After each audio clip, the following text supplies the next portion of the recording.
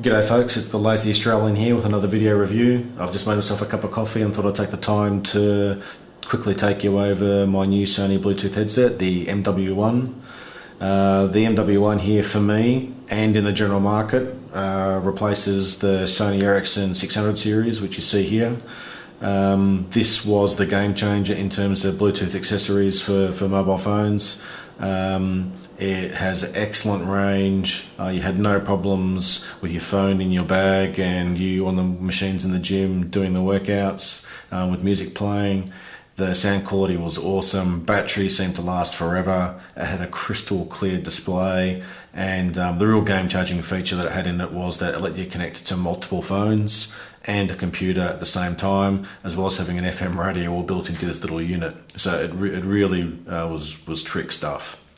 The problems with this unit though were that they have this rubbish touch sensitive volume control, which was really painful to use in day-to-day life. This clip here on the back was notorious for breaking off. This is mine. It does some hard yards. This is the wife. It's still working fine. And then if you're an Englishman and you tend to sweat a lot, there were reports that somehow, or not somehow, through this USB charging port, moisture could get into the unit and shorten the battery life. So it was time for me to upgrade because of the broken clip. I went to replace it with another 600 series because I've been so happy with it, but lo and behold, Sony have brought out the new MW1. So what they've done different, I'm glad to see that they've learnt from their mistakes. The clip now, because they've gone for this extra wide configuration, is now really meaty. There's no way that that's just going to snap off or get lost. That to me, that feels like it's going to last forever. There'll be nuclear holocaust and zombies knocking on the front door, and this clip will still be there. You could probably axe a zombie in the head with it and it'll still be fine. The other thing that they've done, of course, is this volume rocker replaces that rubbish touch sensitive unit on the other one. And for the whinging poms out there, the charging port now is hidden behind this black plastic cap, so it makes it very hard for moisture to penetrate the system when you're doing your workouts. The cap is held on by a little rubber grommet here, and just a little bit of practice, you have it on and off without it bending out like that. So it's pretty cool. Just quickly taking you over the key features of the unit. The display button on the front just lights up the screen. You see it really has a crystal clear display. You've got your play controls, your menu button. Here on the top side you've got power on, power off, your hole for your buds, microphone, rocker switch, and the real feature for this one, this one brings to the table now, is it now lets you put in an SD card. So not only is this a Bluetooth headset, not only does it have an FM radio, it's also a standalone MP3 player with its own SD card in it, which is really cool. Now, talking about the SD card, don't do the stupid thing that I did and thought I'd be really clever. It comes with a 2 gig card. I also ordered off Amazon a brand new 16 gig card. I can confirm to you that it will only recognise 2 gig cards or smaller with music on it. I'm using the best cards the money can buy. I've tried 32, 16, 8, 4. None of them work in the unit.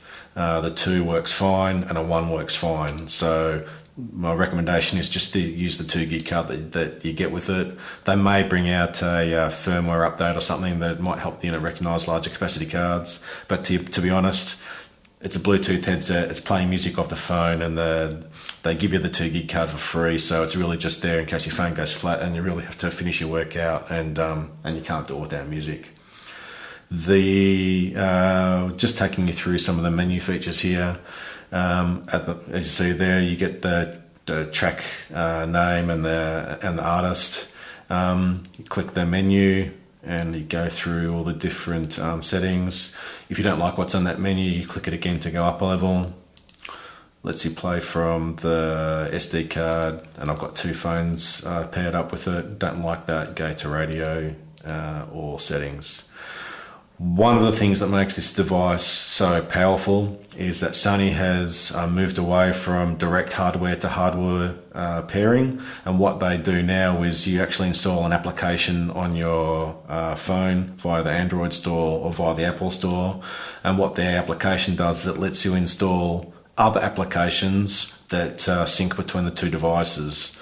It sounds a little bit complicated, but basically what you're doing is you're installing features and functions onto your phone, which then automatically synchronize onto here, just to make this much more powerful. And what we're talking about is things like there's a Find My Phone feature. So you go to the menu, select Find My Phone, activate, your phone starts to ring. So if you don't know whether or not you left it in your gym bag, in the car, it's hidden behind the couch, behind the pillows, better behind the cushions, you can activate the phone, it rings, pick it up and close it off. The other thing it does is that you can set it up so that using application layer, it's displaying all your WhatsApp messages, SMSs, emails, calendar stuff, all your phone call information comes through onto the device.